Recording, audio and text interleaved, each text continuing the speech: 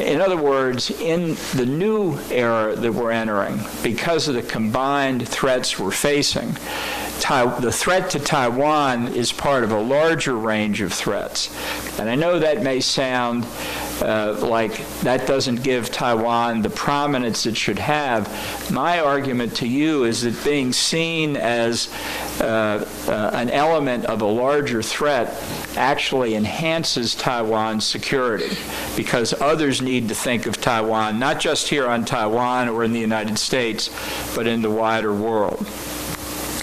Now, looking at how Taiwan fits into this larger world and how it affects the United States and how the United States sees China, I think it's important to define what the Chinese threat is. And for the United States, I think the threat in the 21st century is existential. Well, thank you very much. It's a great pleasure to be here in person this year as opposed to last year, and glad to be with all of you. I was watching CNN on television this morning before I came over here, and I saw a report that the Chinese government had sent around one of its most sophisticated drones to go all the way around the island, Scorpion, which is capable of carrying pretty sophisticated weapons. And the reporter speculated that the flight of this drone might have had something to do with my being here.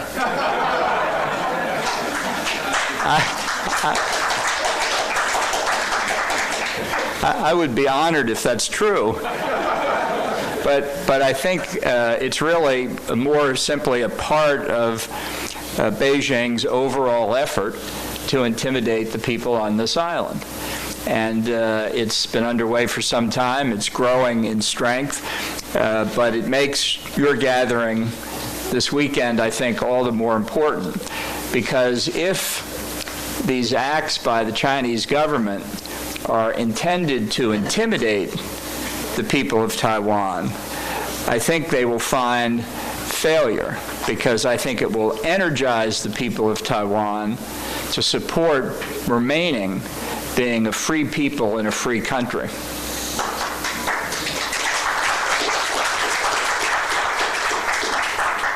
I hope that means the interpreters are keeping up, but I couldn't tell, so I hope that's right.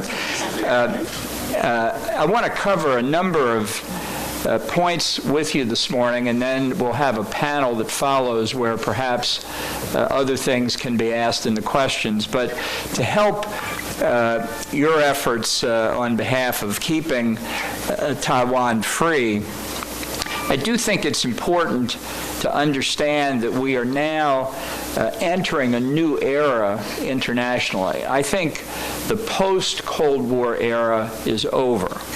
Obviously, the Cold War ended in 1991, and I think too many people in the West in particular felt that, as they said, we had reached the end of history, that there were no more threats in the world, that the collapse of the Soviet Union meant that we could cut our defense budgets, which we did.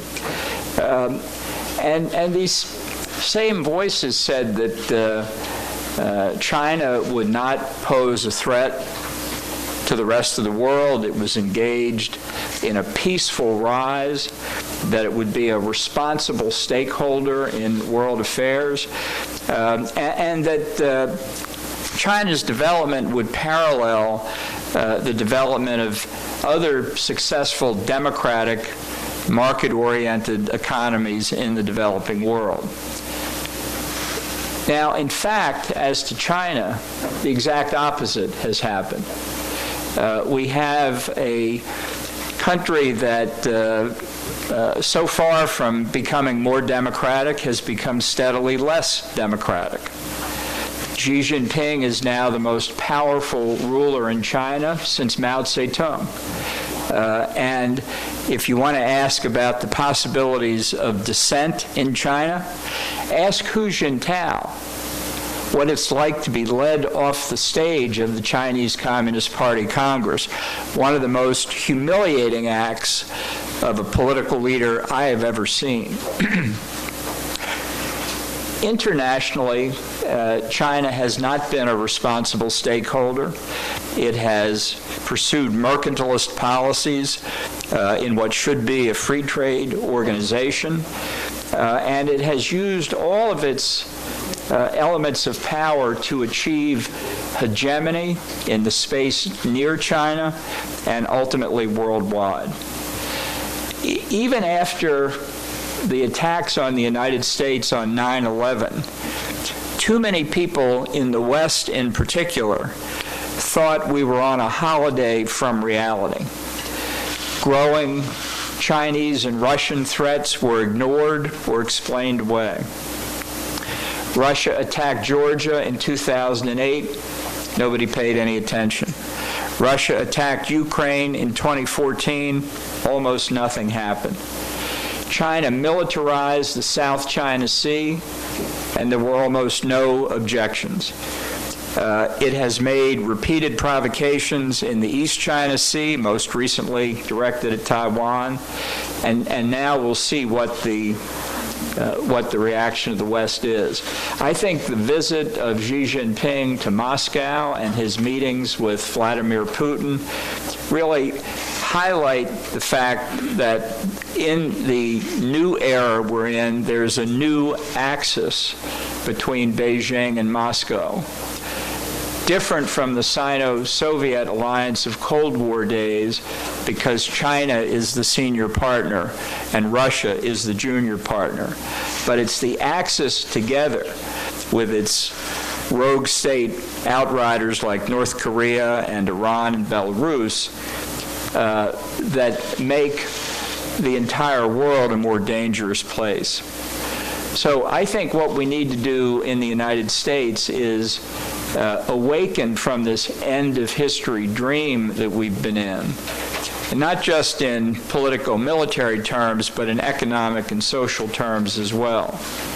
And what Taiwan needs to do is to think in the larger context of East and South Asia, where the Chinese threat applies to many nations, that the Chinese threat to South Korea, like North Korea's threat to South Korea, directly affects Taiwan as well. In other words, in the new era that we're entering, because of the combined threats we're facing, the threat to Taiwan is part of a larger range of threats. And I know that may sound like that doesn't give Taiwan the prominence it should have. My argument to you is that being seen as an element of a larger threat actually enhances Taiwan's security, because others need to think of Taiwan, not just here on Taiwan or in the United States, but in the wider world. Now, looking at how Taiwan fits into this larger world and how it affects the United States and how the United States sees China, I think it's important to define what the Chinese threat is. And for the United States, I think the threat in the 21st century is existential, as it is to Taiwan's independence and has been for some time. We don't need to guess about this threat. Beijing articulates it almost every day, aimed at Taiwan. Persistent, unceasing efforts to delegitimize Taiwan by extinguishing bilateral diplomatic relations. The repression Beijing has undertaken in Hong Kong, breaching the handover agreement made with Great Britain over 30 years ago, and establishing an ongoing, full-spectrum military buildup with a clear focus on establishing hegemony along the Indo-Pacific periphery, and as I say, ultimately worldwide. The Chinese threat is global. I think it's important to repeat that. For example, the utterly false idea that China could be a broker in the Ukraine war. The example of the Chinese foreign minister symbolizing a new deal between Saudi Arabia and Iran. Joint Chinese, Russian, Iranian naval maneuvers in the Arabian Sea, and the Belt and Road Initiative reaching into Latin America and Africa. And the Chinese threat is economic and social, as well as politico-military. The Chinese have spent 3 or 4 decades or more stealing intellectual property from the United States, Europe, the other developed countries of the world, which they then convert to their own advantage. They have used companies as arms of the Chinese state. Huawei and ZTE are not telecommunications companies. They represent part of China's effort to take control of 5th-generation telecommunications so that essentially everything that's said over their networks, said or transmitted as data, can be retrieved by China and used for China's advantage. So when you look at this overall threat that China poses, we can say that, I think with confidence, that Taiwan is what the Germans call the Schwerpunkt, what Clausewitz focused on in his studies of war. This is, on this island, the center of gravity of the Chinese threat. And understanding that helps Taiwan over the long term explain to others, also now feeling the Chinese threat, why there's a common bond and why efforts at collective protection and self-defense become so important. Now, there are certainly minuses as well as pluses to being the Schwerpunkt, because this is where a lot will be decided. And I understand that there's a lot of discussion here in Taiwan as you enter a presidential election campaign, as there is a lot of discussion in the United States about how Taiwan should not be provocative, that Taiwan should be very careful in everything that it says and does. Now, obviously, all government officials try to be prudent. That's important. But let's be clear when we talk about what's provocative. What's really provocative to China is that Taiwan exists at all as it does today. Every morning when Taiwan wakes up, Beijing is offended. And that's not going to change. So my advice, for what it's worth, is in the face of this massive Chinese threat, let's not become obsessed with symbols. Let's focus on concrete reality, not abstractions or gestures. Ultimately, maintaining independence rests on palpable structures of force economically, militarily, and politically. Much more important than the symbols. The symbols, I think, can come later. My former boss, Secretary of State James Baker, used to tell me all the time, he'd say, keep your eyes on the prize. Keep your eyes on the prize. And the prize is maintaining a free government here in Taiwan. It's a fact that particular verbal formulations are really not going to solve anything. They don't form a defense for Taiwan any more than words really form an offense for China. Take the so-called one China policy. China has so distorted what the Shanghai communique said, has twisted what that was intended to mean so dramatically that many people in America say one China policy as if they were following Beijing's interpretation. when in fact they don't know the difference and the subtleties that were in that phrase to begin with.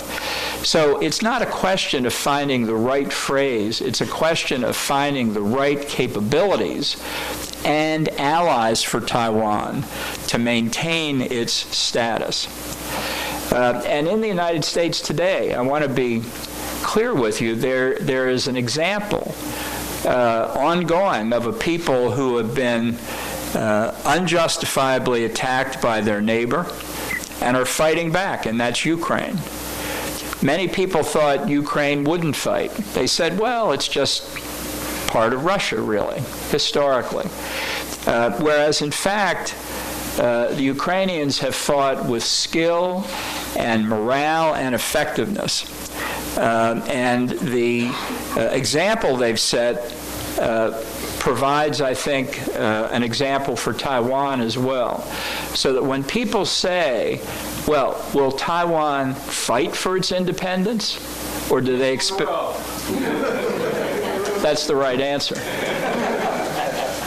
That's what China has to understand, that the people here believe in governing themselves, and they're not going to give it up.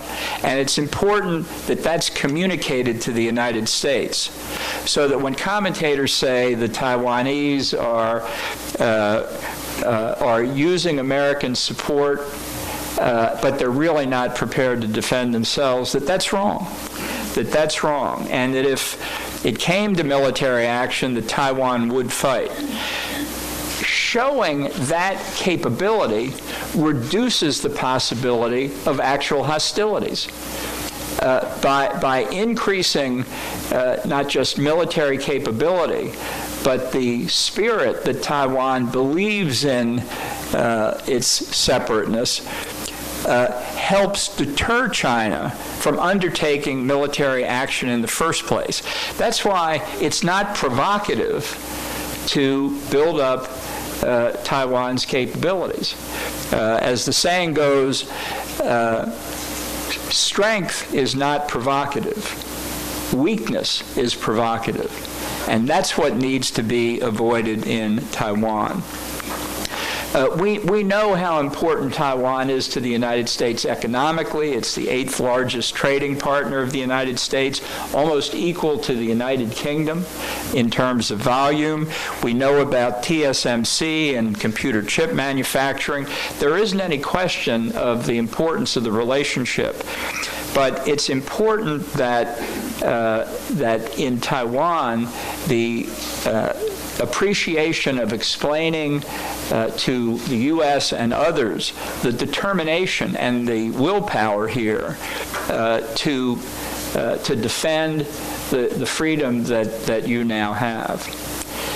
Now, the question in the United States we face is, well, how exactly do we help Taiwan? And there are people who wonder whether the United States itself has the resolve and dependability to be a secure ally.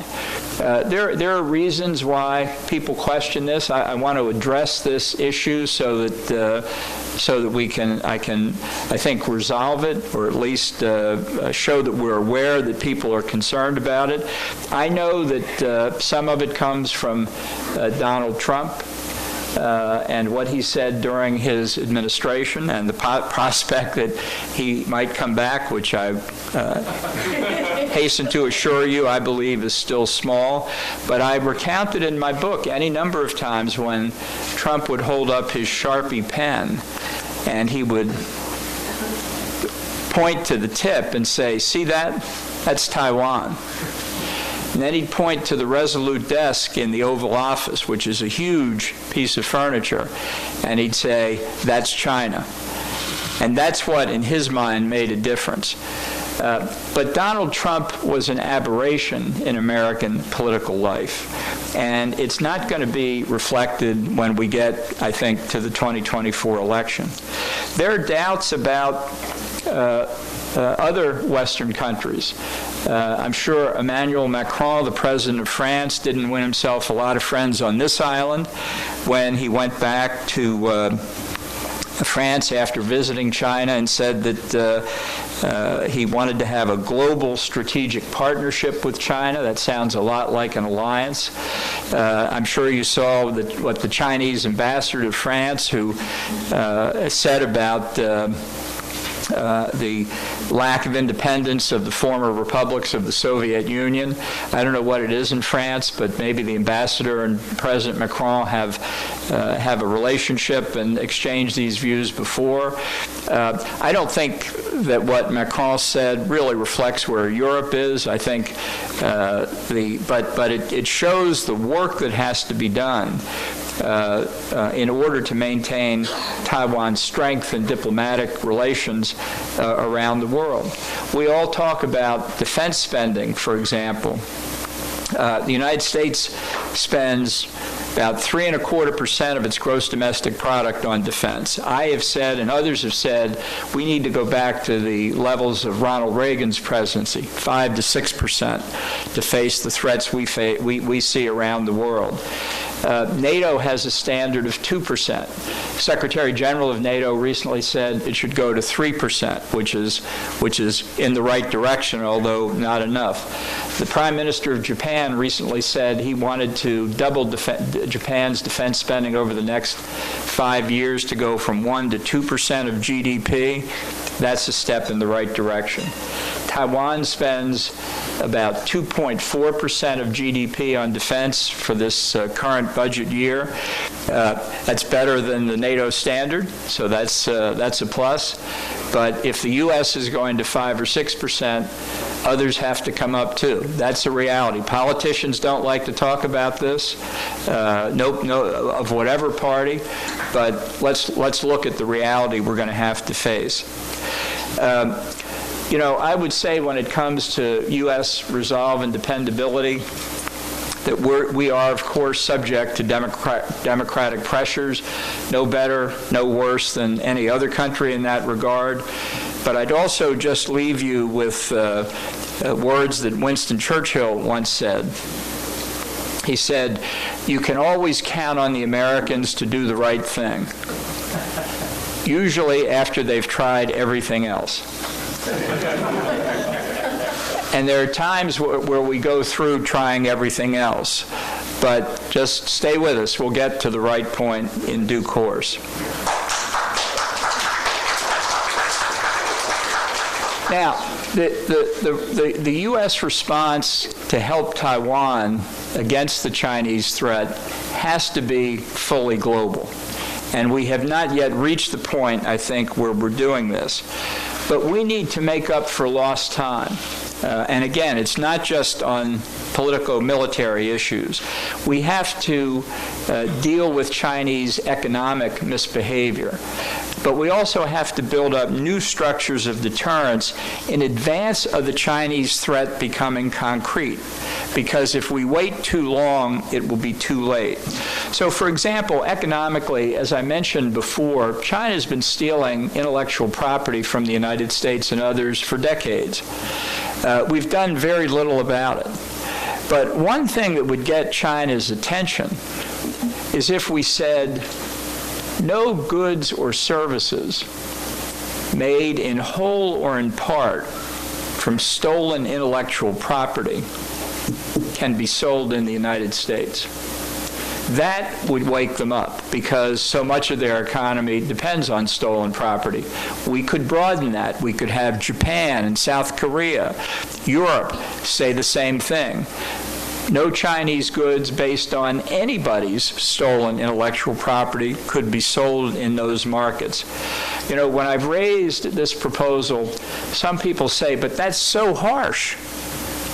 That would have such a huge impact on trade. Well, yes, it would. That's the point. Because they've stolen so much, they need to feel the pain. You know, I think that we need to look at adjusting supply chains from China that affect national security. I'm not talking about a new industrial policy. I think most of it you can leave to the free market as people realize we haven't reached the end of history. Political risk still exists. But on things that involve key national security supplies that come from China, I think we need a very careful assessment of steps to take to make sure that we don't find ourselves reliant on China in time of crisis. And I think that that's something that Taiwan can be very helpful on. And I think this is another way to get conversations between governments in Southeast Asia, in particular in Taiwan, whether or not there are full diplomatic relations, to help talk about these economic issues. Now, on the politico-military side, I think there's a lot more bilaterally we need to do between the United States and Taiwan. I said in 2000, so 23 years ago, that the United States should extend full diplomatic relations to Taiwan.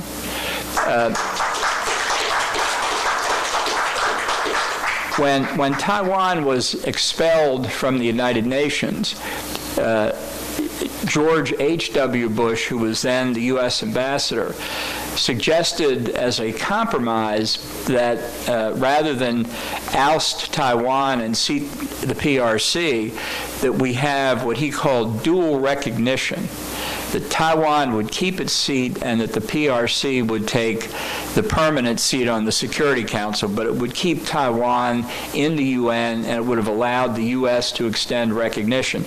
That was rejected by both Taiwan and the PRC at the time.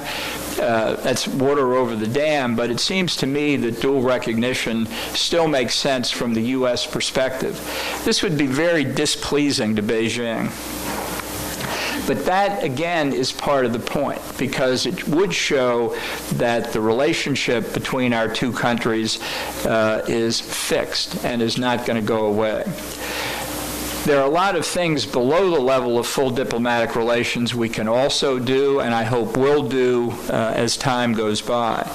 But beyond that, we need a much deeper and richer strategic dialogue between officials of Taiwan, not just diplomats, but military officials, intelligence officials, everybody concerned with national security. The whole Taiwanese national security team needs deeper interaction with the U.S. national security team.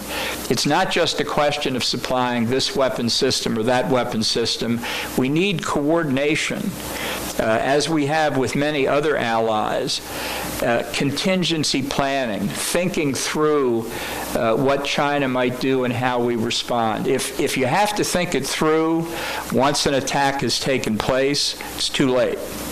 And it really is something Taiwan should press for. The more of this kind of discussion that we have to consider the complex range of scenarios that we might face, the greater the prospect of successfully defending Taiwan, but even more important, the greater the prospect of deterring the Chinese aggression in the first place.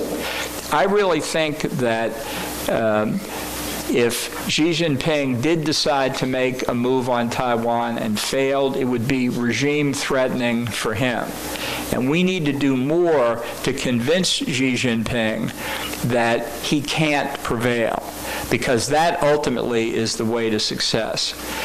We need many more freedom of navigation exercises in the Taiwan Strait. We need to make it clear that these repeated Chinese efforts to surround Taiwan, to interfere in its airspace, to interfere in its operations in international waters, all of these things that China has been doing are simply not something that we can accept. You know, the backlog in military sales to Taiwan is now estimated to be $19 billion. We need to clear that up. Part of that is a U.S. problem. Our defense industrial base is not as strong as it used to be. We need to improve that for global reasons, but particularly for Taiwan.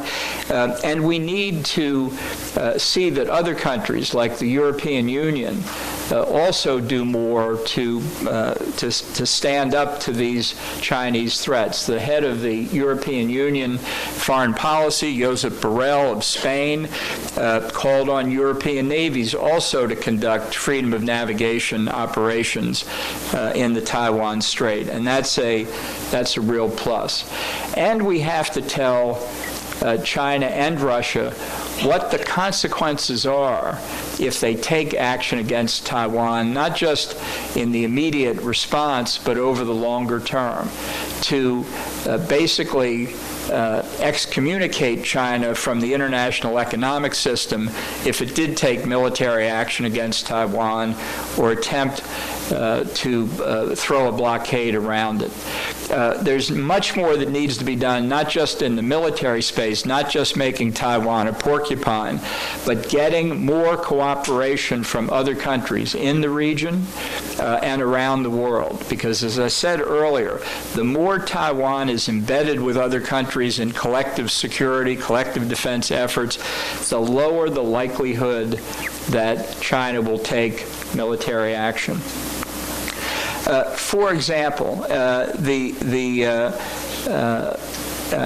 the Indo-Pacific region right now, there's a lot of new thinking because of the concern many countries have, not just Taiwan and the threat it faces, but all along China's periphery.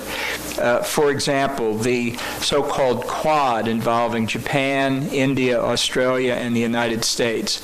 It's not NATO by any stretch of the imagination. There isn't going to be an East Asian NATO anytime soon, but there are steps that can be taken by countries that share a common concern about Chinese belligerence to guard against it and to convince the Chinese that any action they would take would be far more costly than what they could expect.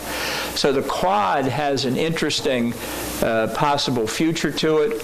Maybe South Korea should join and become a Quint.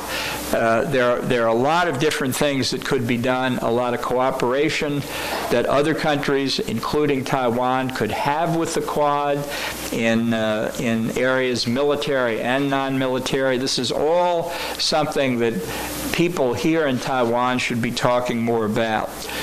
I'm sure you're familiar with the AUKUS project, the cooperation between Australia, the United Kingdom, and the United States to build nuclear-powered submarines for Australia. Significant in many, many important respects. Number one, it brings the United Kingdom back into the Indo-Pacific. You know, after they gave Hong Kong back to China, their role in the Pacific region diminished significantly. This is a way to get the Brits back in, and I think that's entirely positive. It puts, in time, it would put 8 to 10 nuclear-powered attack submarines into the Indo-Pacific. The only threat they face is from China. Everybody knows what this is about. And it's a way of sharing this technology in ways that I think strengthen the possibility of peace and security by strengthening the deterrence structures. Many other countries could find ways to emulate AUKUS. I think Japan will want to have nuclear-powered submarines in due course, and I think it's time for that to happen. This is the sort of thing that at many different levels with many different kinds of self-defense structures that Taiwan could think about too. It goes very much with the idea that the more that you want to protect the island, the more activities you have to undertake internationally. Because the more China sees a broad array of countries determined not to succumb to their efforts to establish hegemony, the less the chance that they will take those kinds of actions. There are lots of ways, even without state-to-state communication through non-governmental organizations or through government intelligence channels. You know, one thing about intelligence agencies is they don't hand out daily press releases of who they meet with. And that's why governments often use their intelligence agencies for communication that might otherwise be handled through their foreign affairs ministries. That's something to think about as well. So I think that to conclude here, and I know in the next panel we'll have a lot of chance to cover other issues too, but I think it's important to understand, since we've left the post-Cold War era, that things are moving very fast internationally. The geopolitical tectonic plates around the world are shifting, and they're moving at a pace that means that for Taiwan in particular, its pace of activity needs to keep up. And this should be a top priority both in Taipei and in Washington, with as many efforts as are now expended on strengthening the partnership. We all need to do more. We're very likely facing Cold War levels of threat for the foreseeable future. I was around, and I remember when China bombarded what we then called Quemoy and Matsu. And the government here and the government in Washington stood up to those attacks. About 25 years ago, I went to Kinmen, as it's called now, and I have to tell you, I was amazed to stand on the beaches and look across and see PRC islands within swimming distance for a good swimmer. Not me today, but within swimming distance for a good swimmer. And in 1958, we stood against that and prevented the loss of Quemoy and Matsu. So people talk about how threatening it is here today. We've seen this before. China was much weaker then. It's a bigger threat now. But a lot of this depends on resolve and determination by the people who are threatened.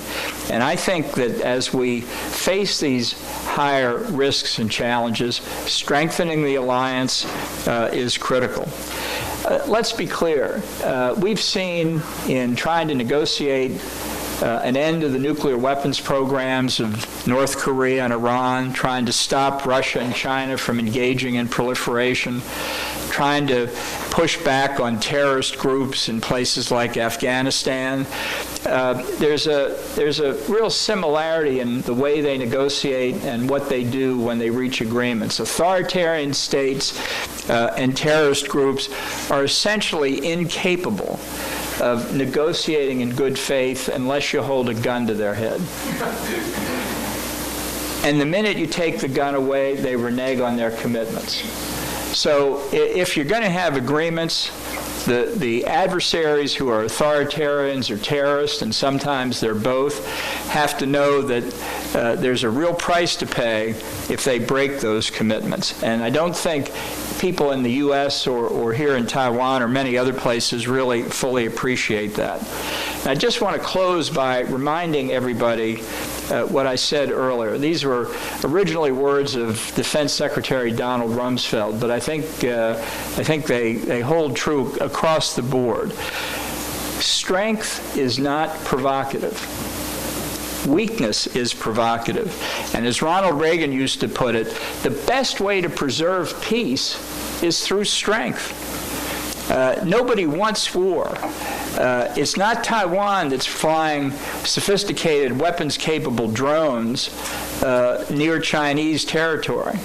It's not Taiwan that's threatening the status quo. The threat's coming from the mainland, and as soon as we realize that and deal with it, Taiwan will be safer, the U.S. will be safer, and the world will be safer, and at peace. Thank you very much.